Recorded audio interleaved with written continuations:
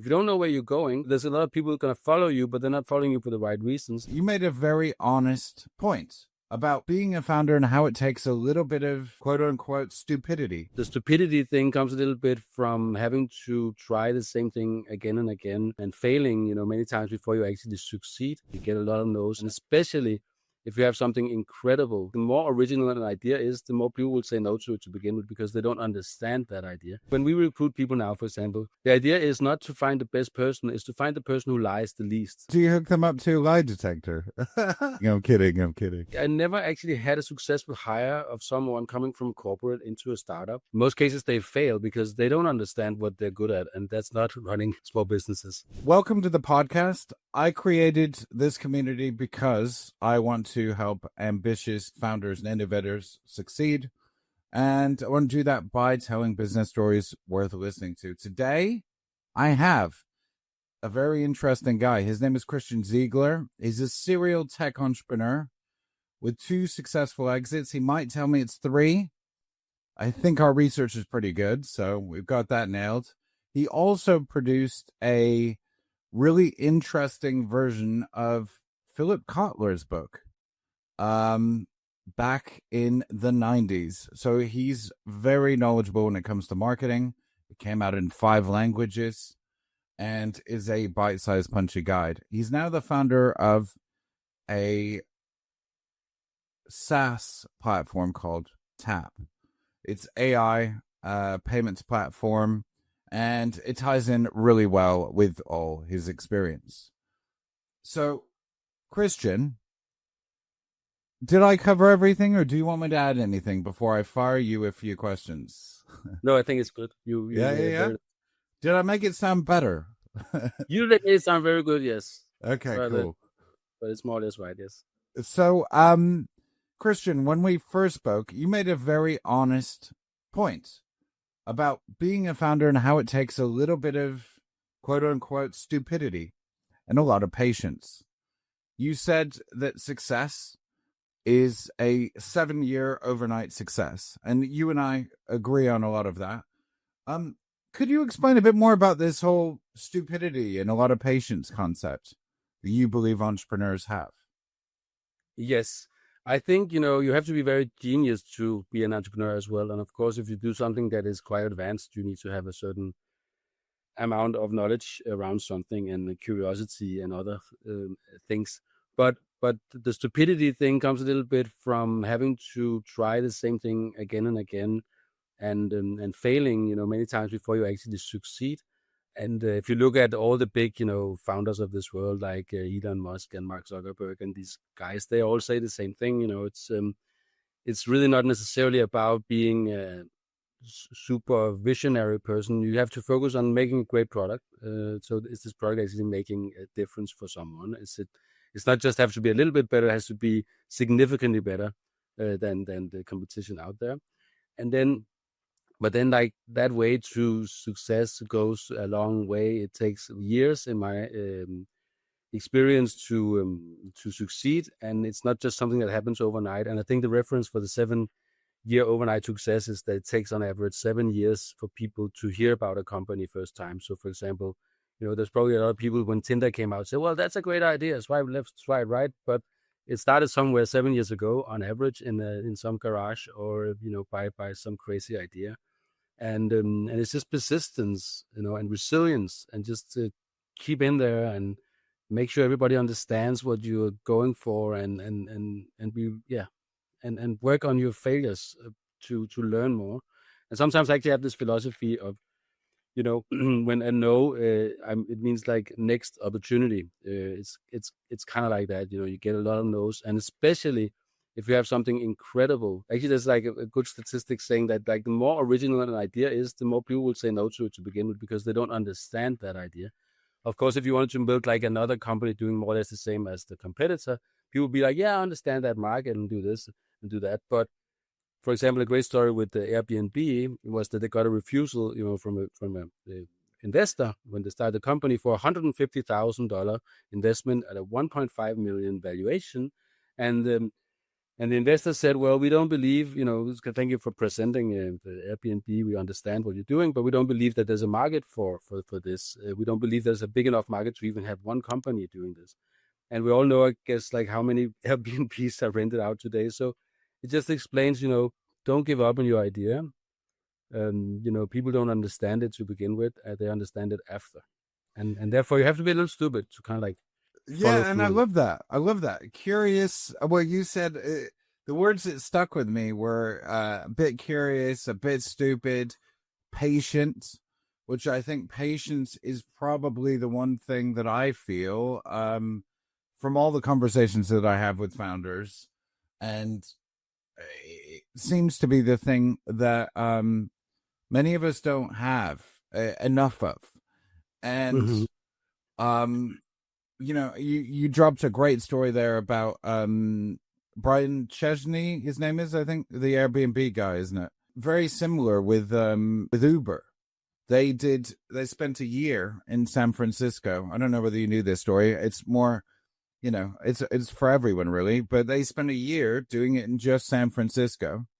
And failed loads in that area, and then managed to work out how to work out all the kinks first. And of course, Jeff Bezos got, people thought shopping online, nobody wants that. No, exactly. And I think Jeff Bezos is a great example as well. When he raised the first $1 million for Amazon, he had to talk to 60 investors, and this was like Did he? And he ended up raising 50,000 from 20 different investors, and he had to answer questions like, "What is the internet?" and stuff like that. So it just explains, again, like people wouldn't really, they didn't understand like the perspective of what he was doing. But yeah, I always see that as a good thing. If it's too easy to understand what you're doing, or if you can mention too many other companies doing the same, then you're not necessarily being original. So actually, I have this thing with Tapp, I'm just going to talk about it later. Christian, it brings me to a really interesting question. The idea of fail fast is talked about a lot, like as in one of the really cool analogies that I always use, and hopefully you find it equally as useful. When I say it, I feel like a genius. But if I told you that 30 no's from now would be your big yes, you would get through those no's as quickly as you could, as in whatever those failures might be. And an interesting question would be for you, what do you think the difference between, you talked about having an idea that's brilliant, but often not comparable to anything else. How do you know whether you've just got a really bad idea? Because I do think, I'm sure you probably do, that you and I talked about this idea of founder DNA and tenacity and patience. If you were, for example, investing, say people were pitching to you, how would you work out what a bad idea was? Yes. And that's a great question. I think actually the idea part is less relevant. The most important thing, if you are, let's say, an investor, is the person. So is this person or this team able to go for a long period of time without getting any kind of recognition, failing miserably, really being almost embarrassed about things sometimes. Is this team or person willing to do that? The idea can change many times over. I never ever, if an idea didn't change at all, it would almost be too. It's also not. You have to be open. Then you experience things, and maybe we could do different like this and this. So I think the idea in itself, you can generate with the ChatGPT. Basically, what really is important is like, do you have a solid team? Do they understand what the big vision is? Are they willing to go the extra mile to get there? Are they going to be able to hire the right people to get there? Are they, are they believing enough, in the vision so that nothing can hold them back? I think that is what I would be looking for. And again, like it is the same thing, again, like Elon Musk is a very used example, but when he was asked like what makes a really good entrepreneur from a bad one, and how did how did Tesla become so successful? He basically just said, well, I just remember making a lot of mistakes, and that is basically that answer in a nutshell. Like it's not about looking great. It's about killing your darlings early. It's about failing fast. And that could be anything from seeing, well, this is not the right route into a market, or this was the wrong person I hired here. So instead of being nice and say, well, it's going to be nice in the future, we'll improve, you can't teach an old dog new tricks. And sometimes you just hire the wrong people or do the wrong things or have the wrong clients. And I've tried many times over my career to maybe go for, let's say, a big client that was really attractive, and then you end up compromising your vision for your company, and then maybe you have an enterprise client, but you completely forgot that you started the company to serve the small guys, for example. I did that in Shopbox, the previous company. We ended up having this big arena because Microsoft wanted to invest in our company, and there was like this big VC, and we were just too excited about all this fame and opportunity, and then we ended up 2 years later saying, well, we should never have done this arena because, for so many different reasons, it's not a good idea. And they have 60,000 people every weekend, but that's not like a stable. It's very difficult for a lot of different reasons. So to this thing about being true to what you believe in and not change too much. And that's another thing with investors, actually. I heard this quote the other day from the founder of Sun Microsystem. And he says, like, investors also come in, like they come in and then they think that they have a lot of opinions about stuff. They need to tell you how to do it. But according to this guy from Sun Microsystem, he says like 70% of investors bring negative value because they have never tried it themselves. So they maybe come from big corporations, or they are this amazing MBA in a VC firm, but they never gone through what it takes to try and fail and do small things and adjust and deal with the people who are frustrated or whatever it is. They just think that everything is a spreadsheet, and like if I say this, and then they want lower prices, faster production, things like this. And it takes a lot of it drags you down unless you have the capacity to say, well, I'm the founder and I know what to do, and your role as an investor is to invest in me and what I do, not tell me what to do. And I think that also is easy for me to say now. But when I was a young guy, I was, of course, much more affected by that. So in my first company, Play, which went well, and we IPO'd it in 2012 in London and NASDAQ, I was very young, and I got this VC in with a lot of money. And he was also quite young, so he also didn't know. So it was like the mix of a VC with no experience and me with no experience was like a nightmare, So, instead of keeping me on board, he hired like more senior people, ended up having a company with no like real true direction for other people.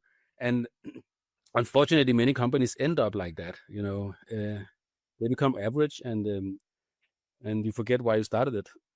And then everybody loses. As usual, and I knew this would happen, right? So you and I had the conversation before, and you talked about this kill the darlings fast. And I find it really interesting when you're talking about the temptation to get that big dream client, that enterprise client that brings all the prestige, and you think is a bit like being the magnet that attracts everybody else. But the difficulty for companies that do this, what do you think it could do to them short, medium, and long term? Like, because I have these conversations often. Everybody is, it's like, why do people want to go and build in Silicon Valley? There are multiple reasons, but of course, a part of it is it's kind of hallowed ground for tech, right. As well as being a great environment. It's also like, we built in Silicon Valley, or we went to Cambridge for university, or whatever. You throw all these things in, or Copenhagen. So what do you think the short, medium, and long-term implications of doing something like that, getting one big enterprise client, if you were advising somebody right now listening, what would you say? The overall thing is it strongly harm your business, but also it's only possible if you're not strong enough in your core kind of like value proposition or what you want to do. So at this point, when we got this arena, we were also a little bit confused about everything. We didn't know exactly what we were doing, to be honest, and that's why you then open to maybe, there's someone with money, let's do this instead. But that comes with a price. Later on, when you realize that if we just continued to work on this vision that we had to begin with, we would have been a much bigger company. And that's like, of course, a lesson that you learn over time. It's very difficult to know in the moment. And I'm sure that all entrepreneurs are understand that a company needs money to run. But I think that's also the big difference between the US and Europe. Not so much the UK, but still a little bit. Why are they so great with technology now, with AI and everything basically coming out of the US? Is because they have investors that are patient and actually And building great. understand that it's a 20-year vision, not a, yeah. Exactly, it takes time, and actually, and I've had some American investors before. They're really good at saying, you know what you're doing. We believe in the vision. How can we help you with that? And then they spend most of the time connecting you with other people, not telling you what to do with something you're creating yourself. So I think they have a higher patience, and that is also why many, especially Nordic companies, they get, they have great technologies. We have some of the best engineers in the world, but they get just sucked up by the other companies because there's no one with patience enough to actually become a big company. And that's a huge problem in Europe now. I think that we don't have any like native AI, LLM, companies that actually can go out there and go up against OpenAI and Google, Gemini, and the other guys. So it's a problem, and you see it now, because now the technology is a fundamental part of everyday life, but it's all run by US companies. For that only reason that they had more patience, they had deeper pockets. They understood that to take a big market share, you have to be very risk averse. You have to be, yeah, putting your money where your mouth is, and that's why these companies are so big today. Your point is brilliant because I know it to be true. I believe, correct me if I'm wrong on this. I seem to love my Amazon quotes today. Yes. I believe that Bezos, when he started it in 95 or 96, I don't remember the year exactly, but I remember him telling investors for years. I think he said for the first 20 years, we're going to lose money. There's only a few people who could get away with that, as in saying that in a pitch or whatever. As you said, it was hard for him to get investment in the early days, but I'm saying he was consistent with that. Yeah, he was. And even the wildest, most curious, most crazy of us would not necessarily sit there and say, I'm going to lose money for the next 20 years. It worked out, obviously. But do you, having been through that experience in London with your own business, with your own VC, do you think that that temptation to take on those big enterprise clients could kill a software business? Yes, I think it can for sure, but I think you have to take responsibility yourself. So it's about, how much do you know about your own business? So, for example, if you go out and look for venture capital, are you looking for companies that actually have previously invested in companies that looks like what you want to do? Or are you just looking for money in general? And I think that's the problem also with this whole financial market, is that people are just pitching right and left and center, and they don't really necessarily care about anything else than getting the money. And that's a really big mistake, because the money that you get will determine where you're going to go. So if someone is very good at investing in another type of business, they will, subconsciously try to drag you in that direction. But if you find, for example, in our case, we're looking for companies for the coming A round that we're going to do in Tapp. We are looking for companies that invested in, let's say, Revolut or Shopify or Square, Starling, any or fintech. That's about, but anyone who understands, who was very early on in a company where the same stupid founder was sitting and saying, well, this could be an amazing company. Imagine that you were the first guy who actually heard about Revolut, back in the days when no one knew about it. I believe I was. Invested in. But the thing is, not so easy. I didn't have a chance to, unfortunately.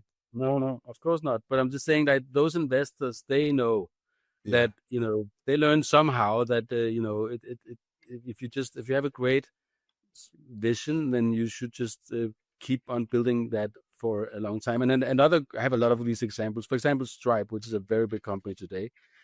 For the first 2 years of Stripe's, life, they had only 50 users. They didn't have a lot of traction, but they were really focusing on the product. And then one day, they had a really great product that could scale globally, and everything else is history. So for me, we just actually had a meeting with some investors prior to this call, and they say, well,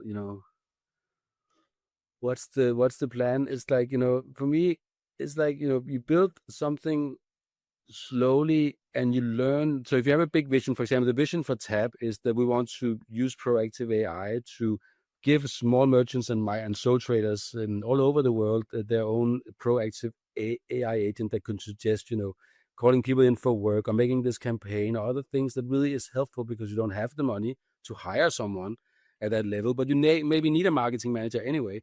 So that's obviously a great idea, but it takes a lot of lines of code, and we're obviously not even there yet. And But we're trial building and error, and yeah. Yeah, as long as you know your kind of like roadmap long term, and you stick to that. But if you don't know what you're doing exactly, and you meet someone with a lot of money, or even some guy, I also tried that before, like when let's say you raise money and then you start hiring senior people, and then you're really amazed that this guy from this big corporation is now interested in working for your little startup. And then you tend to think, especially if you're young and unexperienced, that, oh, this guy must know everything because he had 200 people in his last team. And they never know anything. I never actually had a successful hire of someone coming from corporate into a startup. But what I did sometimes overlook was the great talent I had in my startup, who actually maybe was part of it from the very beginning, who, didn't have these like C-level titles, but they just, got shit done and, did whatever. And they were also the ones that, you could talk to when you didn't have money to pay out salary and stuff like that. And the other ones would be like, oh, no. So it's funny. And I think for many of these like so-called experts, they also just, they can see the idea of going from a corporate to a startup because they want to make a lot of money. But in most cases, they fail because they don't understand what they're good at. And that's not running, small businesses. And I think I agree with you. I think that there's a big difference. Somebody who's in pick any big company we know about, right? Where you think they'll be flexible. Let's pick Google. Who cares? Whatever, right? You are the smallest cog, right? In that company. So usually that's the case, right? Whereas being a entrepreneur, being a founder, you're dealing with everything. Like you're in everything, and it's fun, but it's also probably one of the big reasons that I've come across as to why they don't do so well adjusting to startup life, because startup life is crazy. It's exciting, but it's crazy compared to corporate. And it is for the same reason. Sorry. No, you carry on. It's for the same reason that I cannot go and work in Coca-Cola or some big corporate, because I never understood like that how that worked. I would probably die in a few days. For the exact opposite reason that Same with me. are comfortable in the startup. So, but it's really the responsibility of the founder or the CEO at any given time who it takes in. But I think the one lesson I think that I learned over time is that don't be too excited about people saying that they know a lot of stuff. Everyone can make a PowerPoint, and with AI, everyone can also make the most amazing go-to-market plan. But do they actually know what they're talking about? Have they tried it before? Are they aware of all the hurdles? Because it's not as easy as just saying it. It's a very, very different thing. But I think I learned that like in my later years to not take, just actually it's funny, like when we recruit people now, for example, the idea is not to find the best person, is to find the person who lies the least about their profile, because everyone do you hook them up to a lie detector? No, I just actually you know, I'm kidding. I'm just saying, and you screen them, like we need to find out who is not. I mean, everyone has a impressive CVs, but who's actually right about something, and it's very few people. Can you imagine that interview? Yeah, lie detector, that would be fun. Maybe we should do that. Yeah. Where you've just got somebody there nodding their head to you, as you know. It's interesting that you talk about your own experiences, Stripe. We talked about Uber, we talked about Airbnb, and the thing that made them able to do it, which leads me to my next point, which is you've been a multiple time founder. I'd like to think that you probably have what I would call a clarity shortcut. Like you talked about things like hiring. You've talked about things like making sure that your venture capitalist does that or understands that market.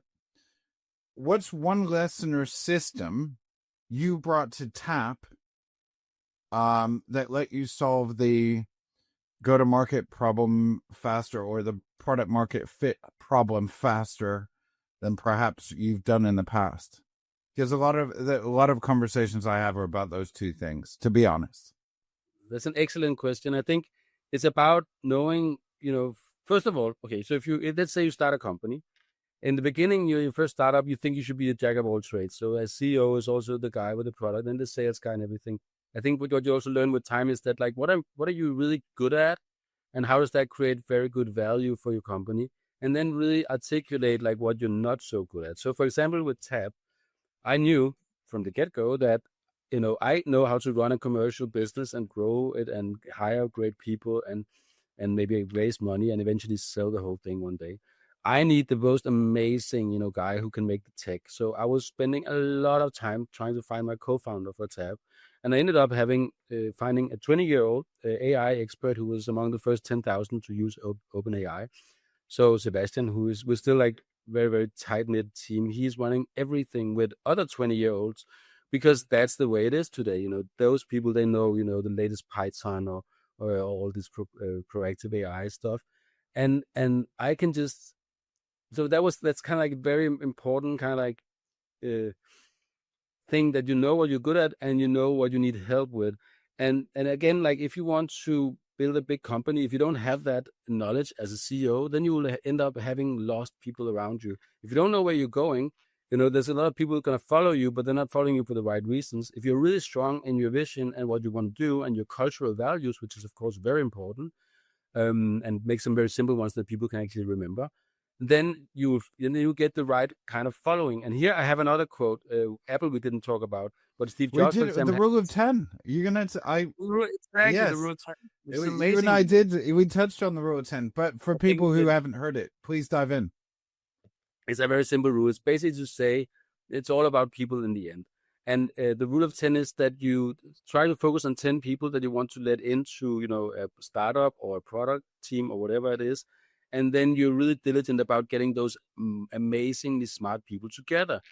And when they realize that they're also with other amazing and smart people, they will be so happy because they're not used to that, because the way that we hire now is like, there's a smart guy and then there's some other people. But if you really focus on getting the best football team, just to use that analogy, into that room, then what happens is that they're not going to let other, not smart people into that. So that is kind of like a self-evolving group of people. And that is basically the whole foundation of Apple as well. When they did the Think Different kind of like revamp of everything back in 98 or something. Yeah, when Apple was on its knees and he came back, didn't he? Yeah, and he came back and said, well, how do we build like something truly amazing? And Steve Jobs was personally going around picking these different people, and also found that I don't remember the name of the designer, but like Jony Ive. Exactly, he found him somewhere in a product team. Said this guy is amazing. So yes, I believe very much in the rule of 10, and it gives you a higher kind of, also for yourself. I think in general, just have a very high level of quality in everything you do. So even the smallest mistakes is not okay. Like what's on a website should be always correct. Everything you say should be read through, and of course, everything is not perfect. Yeah. But it's kind of like, with those things that you can make nice, make it look nice, because you're a small company trying to compete against big companies. So at least you should have your copywriting right, or people should understand what you're doing, right? So that's for me kind of like a no-brainer. And there's another very good quote that I use a lot is, anything you do is everything you do. So, and that's something also we lead by here in Tapp. It's just like, if you're a little bit sloppy on something, if you don't clean up your room, well, then your whole life is a mess.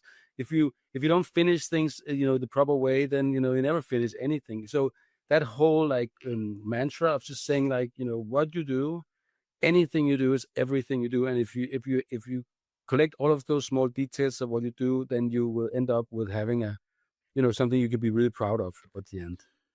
And I like wholeheartedly agree. There's an interesting point you touch on, and I'm gonna poke at this a little bit if you don't mind, Christian. So you talked about this idea of being willing. So there's kind of patience is one, um, being comfortable failing in inverted commas. You know what I mean? Failing is in, you know, that didn't work, but I'm going to go to the next thing. And then you talked about the importance of how you do everything is how you Anything you do do, anything.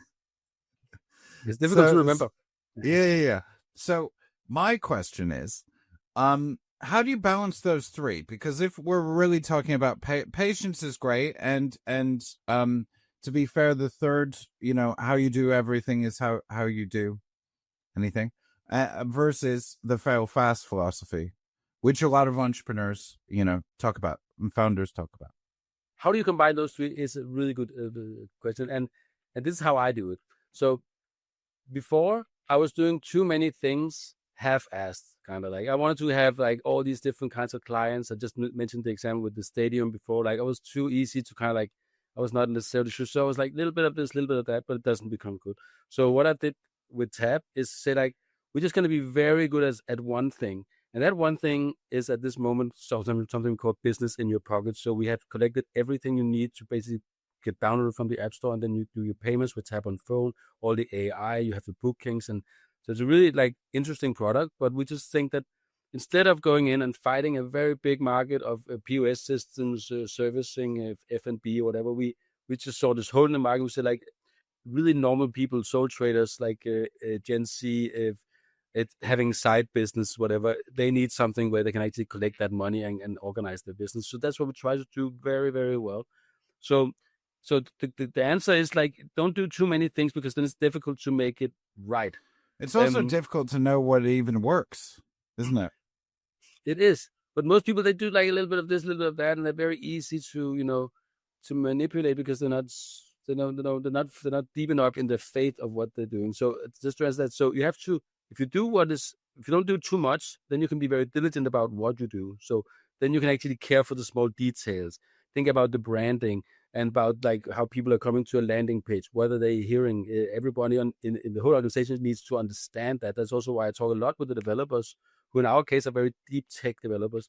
But it's important for me that they understand why we're here, what we're saying, what is the benefit of using Tapp versus someone else, and so that everybody understands that you're an important part of this common vision. So then you can start doing things diligently. And then the last thing is patience. Like then you need to be patient because you may have the best idea in the world, but it's going to take some time for a market to adapt into that. And then I try also to explain the technical guys, like you have first movers, early adapters, early majority, and that these all act in different ways, and when you get to the late majority, then you're a Coca-Cola or something, then you have everybody knows about you, but we're not there yet. And therefore we need to have to do something very different.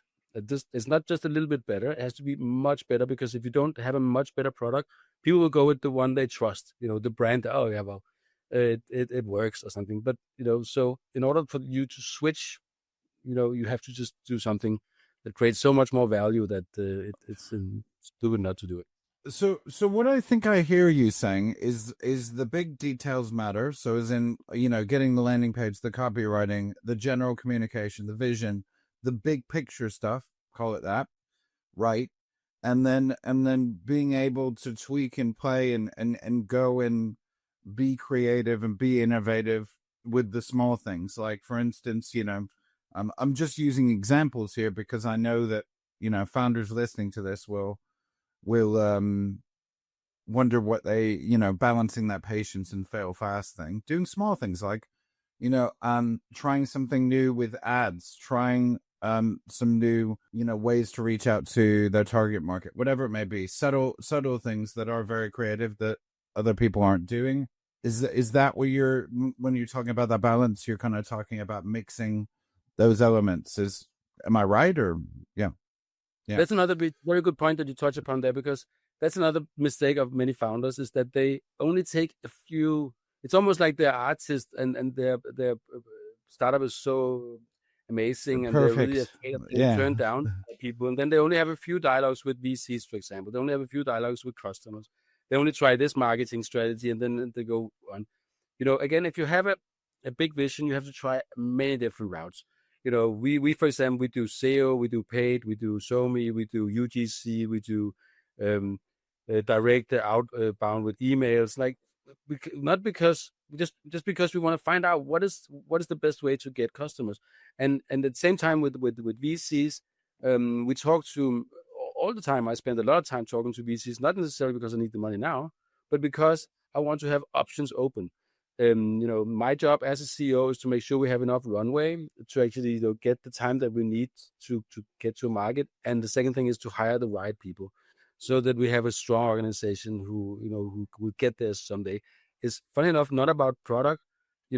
So for example, a CTO should be really obsessed about making a great product. A CEO should be very obsessed about creating a great company, right? And that's a different discipline. But so yes, you shouldn't have like it's like just share with everybody what you do. Be proud of what you do. Try to find that like person. It's also the same thing as like if you want to have a girlfriend, you don't just go down to a random bar and talk to one girl. If you want to That have is a a really great analogy. Yeah. You yes, don't, you go. and the one I Exactly. use is you rarely ever anyway get married on the first date. Exactly. So take your time. I think that's really, really helpful. So like if you're talking about runway, right? And I come across and speak to founders that are kind of in that pressure stage, that death zone where they've got maybe somewhere between 1 and 7 million pounds in terms of ARR, and they've got traction, they've got a bit of product market fit, but they're not sure about what to do, where to go, who to turn to. What would your number one, because you talked about, having options, right? What would you suggest to somebody to make sure, as a CEO, the non-technical person, that they ensure that there's enough runway so that they don't die before they, as a company, before they see their vision come to life? Yeah. I think it's about being prepared for that runway. Again, if you're a young entrepreneur, maybe you don't care about only having 2 months left, but I feel I always want to have at least 1 year of runway, for my own kind of like sleep's sake, but also for the people who works in the company. Most developers, for example, are not very happy to know that in 3 months everything can be over. So there's a little bit of like a sense of urgency, but at the same time, some security in that. I have your back. I will make sure that we get the money in. And then the other thing is to, for example, I have this investor group now, and we needed a little bit more money than we actually anticipated to begin with. That's not unusual, but it takes a longer time. And they were like very happy to come with more money. But then I realized I don't want them to have the power, of me. So instead, I went out and talked to new investors, because obviously, if you have like your close investor group, maybe they will come with more money, but then they will like maybe negotiate better valuation for them. And again, it's your responsibility as a CEO to say, well, I don't want that valuation. I can get a different valuation from a new investor, which you maybe don't like, but you need to be in control. You need to.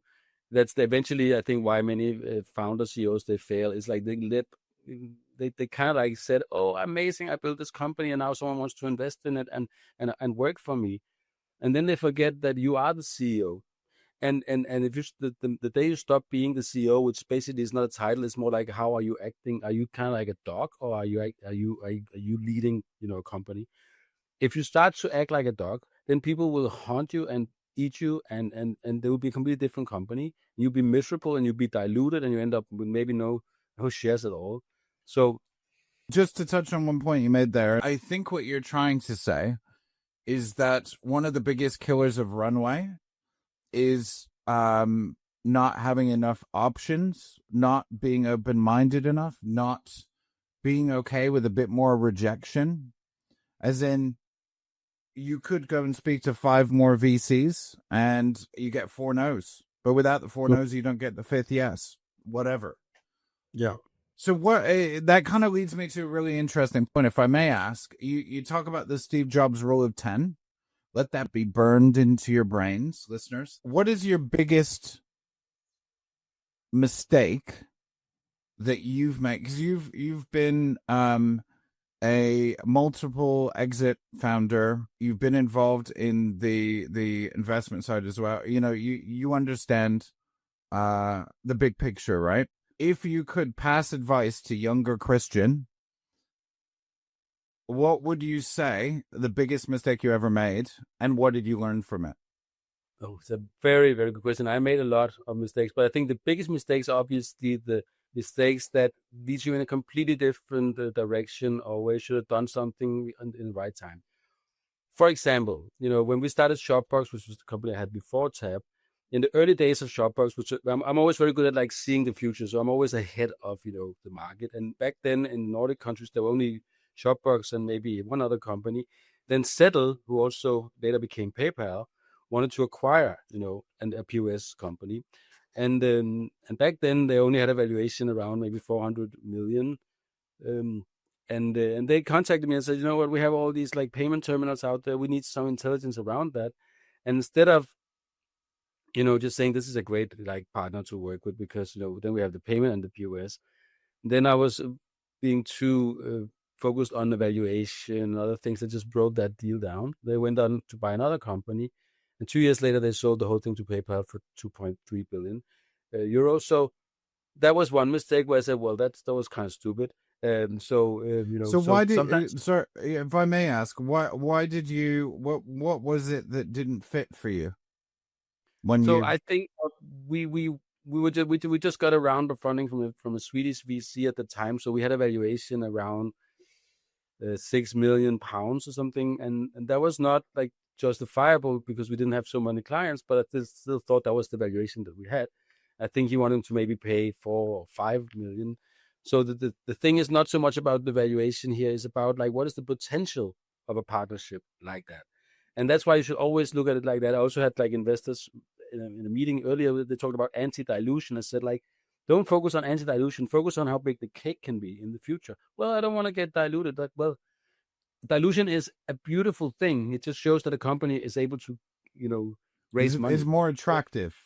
It's more attractive, and it's not good also for new investors to have other investors with anti-dilution stuff. So it's very, people are very much care about themselves, but you have to care about what is best for the company. What is the best way for this company to grow? But there was like one mistake, but I made so many, so we should do another podcast just for that. Like so many stupid mistakes. Back in the days when I had this preview Play Networks, I was talking to Netflix, about, this was the early days of video. This was in 2007. Had an office in LA, and I was talking to some guy at Netflix who said, "Well, that's a great idea. You have this trailer service. We should maybe buy you." And I didn't even take a second meeting, And then Netflix is a good story as well. So it's these like crucial. I think to round it up, it's like when some big companies come and tell you that you have something really interesting that you develop, you better take that meeting, and you probably should, take them in or exit yourself, because if they see that it's a great idea that you're doing, there's going to be a few years, and then a lot of people will do the same thing. So I think what I learned with Tapp, just kind of like rounding, I was like, we want to go and make Tapp a very big company. We have a plan to be a category leader in this pocket business in your pocket space. But if some really big company comes along and say, you know what, let's say for example Apple, and say we would like to have this thing, I would think about it 2 times before I didn't take the next meeting, because it could be also be a lot of fun to be part of something really big. And I think sometimes founders are holding on too long to something, and then it's going to be diluted in the future when they show a very big genius. It's a really great, yeah, and yes, you and I get on so well. You're very open. I definitely would love to have you on another podcast. I'll ask everybody to comment, drop me an email, their favorite thing they enjoyed about this, so that I can drill down with Christian on some really great stories like that. Because you're right, I see it all the time where valuation's the obsession, and it's like, actually, if you bring these companies on board and you dilute some of your shares, you're getting a smaller piece, yes, but of a bigger pie. And Correct. there's a lot more, you never know what could come. Using your example, Netflix, Apple, whatever, whoever the investor is, it could be really exciting. Yeah. Christian's advice, take the meeting. If I may wrap up on one thing, given we touched on AI, I was actually going to ask you about your marketing book, but we can talk about that another time. You spent your time advising G8 leaders on internet policy. Now, obviously, we're in this age where AI is explosive. It's growing beyond belief. Obviously, a lot of the models aren't profitable yet. We don't expect them to be, given the examples we talked about. But there's certainly a lot of money going into it. And I have these conversations frequently, right? Where a founder will say to me, well, we're adding AI. And I say, well, it's a bit like saying we're adding water to the recipe. You know, like Yes. it doesn't mean anything unless you make it mean something. As in, it depends. It's like having a screwdriver. What are you going to do with it? It is getting dropped in as a buzzword to everything. It means something and nothing. Right. So my question's twofold, right? How do you think founders can best continue to find their unique space? And a totally different and curious AI conversation, if you don't mind, given your G8 advising work in the past, do you think we're in a period that is exciting and innovative, or should there be more sort of guardrails on AI development, do you think, in a broad sense? So first question is unique value proposition and AI. What would your advice to founders be when they want to throw AI, aka water, into the recipe? And secondly, what are your thoughts on AI and making sure that it's safe and it's got sufficient guardrails? Very good end question. So basically, I think AI is like many other things. I've been in this industry for a very long time, and there's been different kind of like waves. The AI is most likely the biggest wave of them all because it kind of changes everything about how we do things, and it's been very, very fast, to manifest in every people's life. I think for business, AI should just be the foundation of how you do things. For example, like there's so much time to be saved when making market analysis or recruiting, for example, or finding out legal things or other things that you normally would spend a lot of money on getting. So that's kind of like a foundation for everyone. The ones who actually stand out would be, everyone thinks that to do something with AI, but mostly in 99% of the cases, it's some kind of overlay on ChatGPT where they then claim now we're the It's best just a prompt. Yeah. in the world. It's like, that's so it's important for investors to also look through that and see, well, is this like actually native AI or is it just some kind of overlay on something?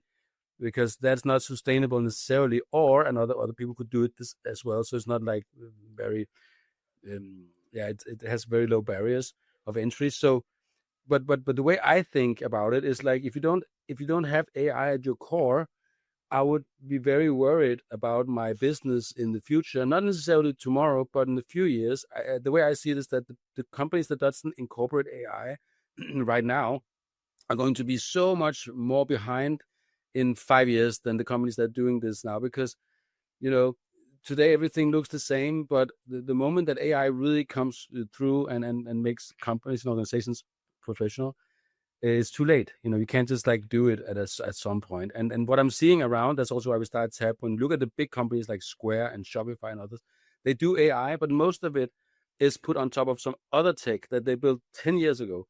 So therefore, it can be mostly reactive, AI, where you basically prompt someone something, for example, create a menu or do this. What we believe is in proactive AI, where you, based on a lot of different events, come with suggestions. For example, it looks like you're going to have XYZ revenue on Wednesday, but you only have one staff. So maybe call in another staff.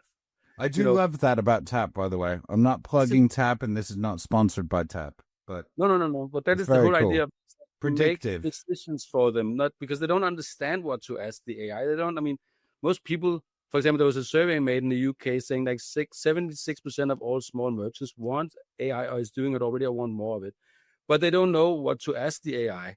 And that's why you need to build the AI so that the AI suggests you things on how to make more money or save cost or something else, so that you make a decision instead of having another problem. So that's what we believe in, and yeah, hopefully we'll work out someday.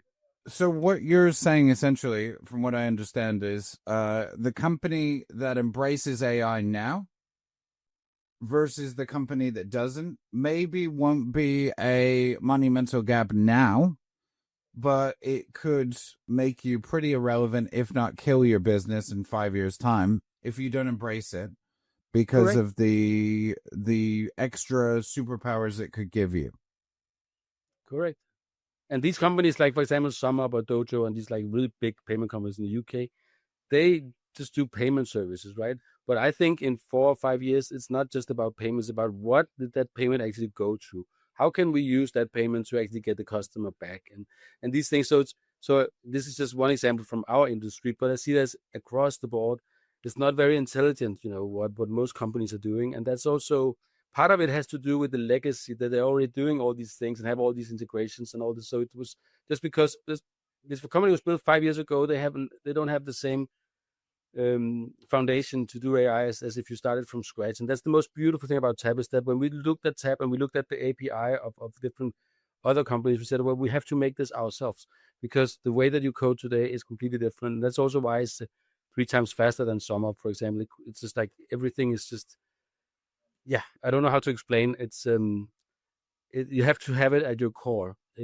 But the question also is like you don't know how to get developers who can then code AI, because that's a very rare species as well. And therefore, again, like you need to have a very strong technical vision, and then that like CTO can maybe hire these people who are not going for the salary, but they go because they really want to change the world. And so it's not enough to think AI, and I think everybody thinks they understand AI, but it's a very different game to actually code it than to just prompt it.